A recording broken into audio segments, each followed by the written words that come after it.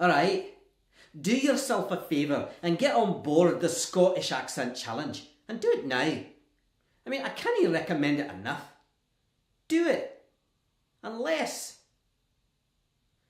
of course, me old China, that's not the sound you're after. Maybe you need to get on board the Cockney Challenge. Know what I'm saying?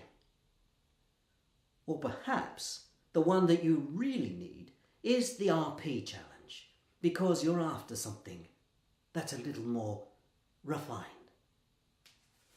Whichever way you go, jump on board.